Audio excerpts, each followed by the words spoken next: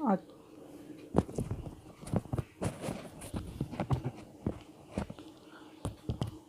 आज का हमारा टॉपिक है गोल्गी कॉम्प्लेक्स। गोल्गी कॉम्प्लेक्स के बारे में हम यहाँ पर डिटेल से पढ़ेंगे।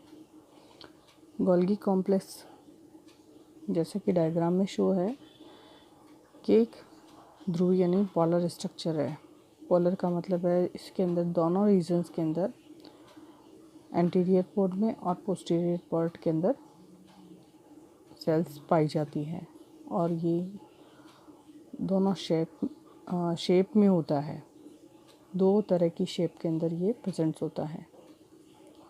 डायग्राम में शेप में जैसा हमें डायग्राम में दिखाई दे रहा है, जो अपर पार्ट के अंदर ये सिस्टर्नी और जिसे न्यू पार्ट्स का फॉर्मेशन होता है। इसी प्रकार यहाँ पर वेसिकल्स का फॉर्मेशन होता है। सिस्टर्नी के न्यू पार्ट से वेसिकल्स का फॉर्मेशन होता है, जिसे हम वैक्यूल्स या ओल्ड पार्ट भी कहते हैं, जिसे हम मैच्योर पार्ट भी यहाँ पर कह जाते हैं। एंटीरियर पार्ट के ऊपर इसके अंदर न्यूक्लियर मेम्ब्रेन एंडोप्लाज्मिक रेटिकुलम के पास में ये पाया जाता है। इसका पोस्टीरियर पार्ट होता है जो कि लगभग प्लाज्मा मेम्ब्रेन के साथ कनेक्टेड होता है। तो हम अगर इसकी लोकेशन देखें सेल के अंदर, कोशिका के अंदर, हम इसकी स्थिति के बारे में डिस्कस करें तो कोशिका के अंदर ये है केंद्रक के पास में उपस्थित होता है। इसके अलावा इसकी जो पोस्टीरियर पार्ट होती है वो प्लाज्मा मेम्ब्रेन के पास में होती है और जो एंटीरियर पार्ट पर होता है वो एंडोप्लाज्मिक रेटिकुलम के पास में या न्यूक्लियस के पास में इसका उपस्थित एंटीरियर पार्ट प्रेजेंट्स होता है। अब इसकी उत्पत्ति के बारे में देखते हैं। दूसरा पार्ट होता है इसके अंदर वेसिकल का फॉर्मेशन होता है। जो वेसिकल्स जो होते हैं वो ड्रॉप शेप्ड होते हैं। वो लगभग 600 एंगस्ट्रॉम साइज़ के होते हैं। स्मूथ एंडोप्लाज्मिक रेटिकुलम्स जो होते हैं उनसे वेसिकल्स बनते हैं और वेसिकल्स से गोल्गी कॉम्प्लेक्स की उत्पत्ति होती है। ऑरिजिन्स बाय बडिंग्स के द्वारा भी इनकी उत्पत्ति होती है। ये दो प्रकार की बडिंग्स के अंदर फॉर्म करते हैं, एक स्मूथ बडिंग और दूसरी रफ बडिंग। इसके अलावा यहाँ पर हम अगर ओरिजिन देखें तो गोल्गी कॉम्प्लेक्स की ओरिजिन को अलग अलग साइंटिस्ट ने अलग अलग तरीके से इसको डिफ़ाइन किया है। जो इसकी न्यूक्लियर मेम्ब्रेन होती है वो न्यूक्लियर मेम्ब्रेन से इसकी उत्पत्ति को हमने यहाँ पर बताया है। ये बताया था 1965 में बुच के द्वारा। बुच ने कहा था कि जो आउटर मेम्ब्रेन होती है उससे क्रिस्टी सिस्टर्नी का फॉर्मेशन होता है।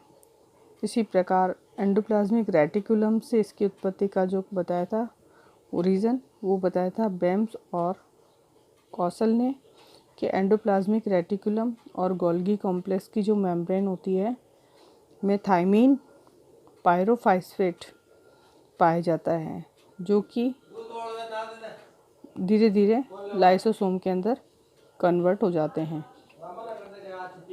तीसरे पार्ट के अंदर प्लाज्मा मेम्ब्रेन का उत्पत्ति का रीजन दिया था 1954 में डैनियल्स ने कि जो गोल्गी कॉम्प्लेक्स है वो प्लाज्मा मेम्ब्रेन से सेपरेट होकर इसका फॉर्मेशन होता है। गोल्गी कॉम्प्लेक्स का कंपोजिशन देखें कि इसके अंदर क्या क्या केमिकल्स पाए जाते हैं। तो केमिकल कंपोजिशन में गोल्गी कॉम्प्लेक्स में लिपोप्रोटीन प्रेजेंट्स होते हैं। तो लिपोप्रोटीन्स जो होती है वो प्लाज्मा मेम्ब्रेन लिपोप्रोटीन की ही बनी होती है। तो गोल्गी कॉम्प्लेक्स इसलिए यहाँ पर लिपोप्रोटीन से प्लाज्मा मेम्ब्रेन से इसकी उत्पत्ति यहाँ पर बताई जाती है। लिपोप्रोटीन पाई जाता है। इसके अलावा इसमें फॉस्फोलिपिड्स पाए जाते हैं जो कि दो कंपोनेंट्स के अंदर, दो घटकों के अंदर पाए जाते हैं, जिसे सिफिलिन और लेसिथिन कहा जाता है। इसके अलावा इसके अंदर पाए जाने वाले एंजाइम्स को हम एडिपेज, सिटीपेज, इसके अलावा इसमें thiamine, pyrophosphate, NADPH, glucose 6 phosphate, ये एंजाइम्स इसके अंदर प्रेजेंट्स होते हैं। इसमें पाए जाने वाले जो प्रोटीन्स होते हैं उसके अंदर ग्लाइकोसाइल ट्रांसफरेज प्रोटीन पाया जाता है, जो कि ओलिगोसैकेराइड्स को प्रोटीन में बदलने का काम करता है।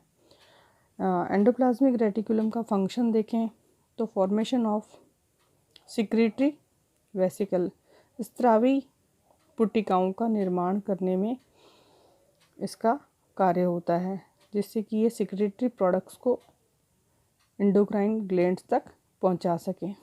Number 2, help in enzyme formation, enzyme निर्माण के अंदर इसका महत्वपूर्ण काम होता है। जैसे कौन से एंजाइम है, तो जैसे एमाइलेज है, इसका सिंथेसिस करते हैं रफ एंडोप्लाज्मिक रेटिकुलम की आउटर सरफेस पर इसका सिंथेसिस होता है, जो राइबोसोम के द्वारा किया जाता है। इसके अलावा यहाँ पर प्रोटीन कंसंट्रेशन की जो स्ट्रक्चर होती है उसमें जाइमोजन ग्रेन्यूल्स इसके अंदर पाए जाते हैं। तीसरा इसका जो काम है वो है फॉर्मेशन ऑफ हार्मोन्स का निर्माण करना। जो एंडोक्राइन ग्लैंड्स होती है, अंतःस्रावी ग्रंथियाँ जो होती है, उनकी कोशिकाओं में गोल्गी कॉम्प्लेक्स हार्मोन को सिक्रेट करने में महत्वपूर्ण भूमिका अदा करती है। चौथा इसका अंदर इसका काम है स्टोरेज ऑफ प्रोटीन, ये प्रोटीन का संग्रह करने का काम करती हैं। जैसे वेसिकल्स और वैक्यूल्स जो होते हैं उनके अंदर लिपोप्रोटीन संग्रहित रहता है और ये सिक्रीशन में मदद करते हैं। पांचवा भाग आता है इसका यहाँ पे formation of acrosome in sperm, जिसके अंदर जो वेसिकल्स होती हैं वो सारी मिलकर स्पर्म्स का हेड फॉर्मेट करती हैं और ये सभी वेसिकल्स जाके स्पर्म के न्यूक्लियस के साथ अटैच हो जाती हैं और इसका स्पर्म का हेड फॉर्म करती है। इस कारण ये उसको स्पर्म का फॉर्मेशन में मदद करती है।